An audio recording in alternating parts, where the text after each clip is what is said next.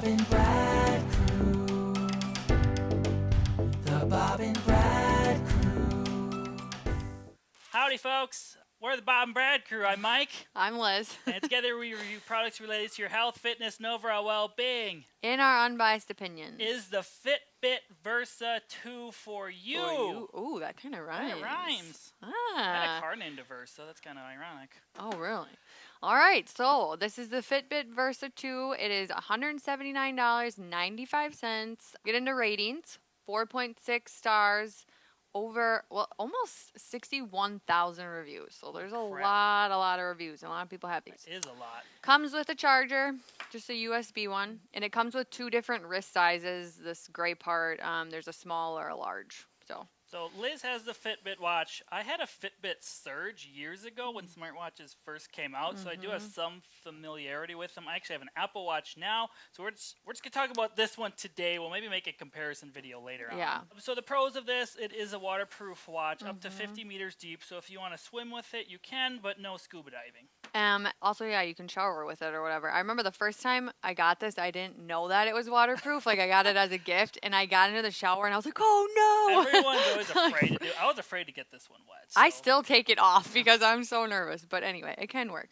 And then it monitors your sleep, so your REM cycles, your REM cycles. It seems to be pretty accurate, I feel like. Does yours tell you when you wake up? It'll tell you, like when you woke up. And I mean, I am getting up with kids and stuff, and you check on your app on your phone later. Yes. And then it'll tell you when you were up, and it kind of monitors your sleeping cycle. Yeah. So kind of a side note, you do want to get the Fitbit app on your phone to kind of look at these statistics. It has a 6-day battery life as well. Obviously, if you're tracking workouts with this watch, it's going to die a lot sooner. Yep. Because for mine personally, mine will last a few days. I know when I had my Fitbit Surge, it lasts like 2 to 3 days before I'd have to charge it. And then it tracks your steps and your distance. So that's kind of a neat feature too. Like some people have goals like I want to get to 10,000 steps a day, and so this will track goals that. And everything in there too? Yeah, you can do that. Like if you want to try to reach 20,000 or whatever steps in a day, you could put that in your app, and then it would just keep notifying you. Yeah, is your watch signal when you get it too? Yep, and then it'll kind of... They're honestly super identical to features. Yeah, they are pretty similar. This one yours works with Android and iPhone. It does, but we'll talk about that later, but mine only works with iPhones. Right. So that's the big major difference. If people with Android, they're probably obviously going to get a Fitbit. Yeah. It also tracks your calories burned throughout the day. Typically, they measure that through your heart rate, so you do have to add in, your weight, height, different things like that, and then it'll somewhat relatively accurately track your calories burned per day.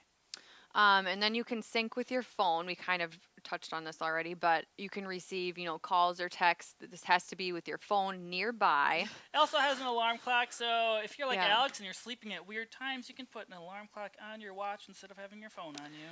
I also read, too, that with the alarm clock, it'll wake you up even before your alarm clock, it can tell when you're more awake and ready to wake up. Really? I read that somewhere, and I was like, that's kind of... So typically it was it would wake you up a half hour before the alarm clock was going to go off, and that was when you were most... It was kind of... annoy me. I know. I'm like, half hour to sleep. Come on, Mom. Anyway, it's comfortable to wear. I mean, I hardly even notice it's on, even with it being... It's kind of a larger face, but it doesn't seem to bother me. Another nice feature is a large display screen, as you can see, so you can do more things with it. Obviously, I don't think you want to read a book with it, but... Yeah, that would be interesting. For people that have trouble seeing small screens. And you can kind of change the display, if you wanted just to have, an actual clock, you can do it that way, too. Access to free workouts and... meditations, mindfulness, it has all those sorts of things. It'll tell you to relax and take deep breathing. The workouts and stuff like that are all through the Fitbit app on your phone. But they do have free ones. Some of them are, you have to purchase, but there are free ones on there. You can also connect with friends and family with this watch as well, kind of like the Apple Watch does that too. So, I have a friend connected with mine, and I can see when he works out, so I'm presuming this does the exact same thing. Yep. Kind of keeps you accountable that way. And we already kind of talked about this, but it notifies you to move. If you've been sitting for a while, if you work at an office and a desk, and then it'll tell you to breathe? Yeah. Yeah, mine does too. Yep. Yeah. It's all fun little things your watch talk to you throughout the day. They remind you of things. Does yours have like can your sense like standing as well? Oh, that I don't think so. Because mine tells me I could do like 12 hours of standing a day. It recommends. Oh no, it does. No, it doesn't say that, but it'll say like how many steps you've climbed or like that sort of thing, but not. Mine will tell me if I'm lazy for a day and say, hey, you're only halfway through your calories burned you want to reach per day, so start moving more. Oh, it's a nice slacker. watch. All right, so we'll get into the cons here.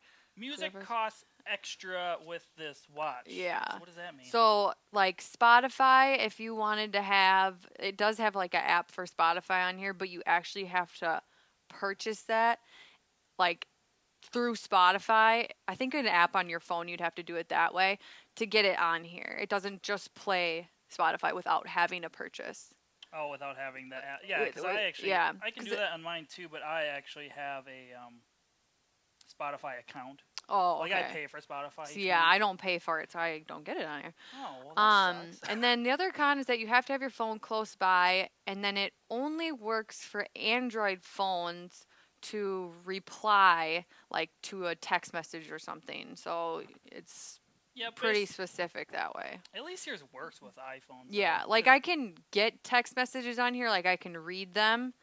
But I can't do anything. I've seen like a couple different cons where the Alexa app is always disconnecting for people, so it's just not working properly. I read a lot of stuff with the Alexa app that it's just not, it doesn't work properly on these. Like, you can't, like, there's no speaker on here really. If you're not an iPhone person, Alexa is who you talk to get stuff to work on your smartphone or your smartwatch. But when you have something that's purely made for iPhone or Apple brand, trying to work with the Android type stuff, a lot of times there's not a good flow with it. Exactly. So the other thing people had said too is that it's a poor battery life. I haven't noticed this, but I guess I don't probably use as many features as other people use because mine can last me days without charging. But I would say like my Apple Watch lasts days if I wasn't tracking a workout. Yeah. But if I'm tracking a workout or using GPS feature, it dies a lot sooner. So I'm presuming that's the similar concept. Yeah. To it. Doesn't always track things correctly. That happens with any smartwatch. Yeah. Like I said in our Apple Watch review video,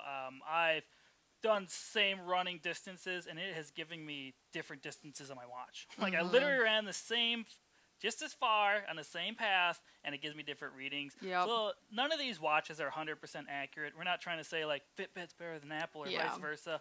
Obviously, you just have to buy which watch works best with your phone, to be honest. Yeah, I would agree with that. So is this, like, the newest version of Fitbit? I think there's a 3 out. Is there now? I want to say there's a 3. I'm not very techie, so... Do they have any ones with, like, cellular plans on your phone or no? Ooh, that's a good question. I don't know. We'll add it in the description right here if it works with cellular plans. All right. So subscribe to us. Check us out on YouTube, TikTok, Instagram, and Parler now. That's right. Hit the bell for notifications when we put up a new video. Alex is never coming back. Bye. The Bob and Brad Crew. The Bob and Brad Crew. The Bob and Brad Crew. The Bob and Brad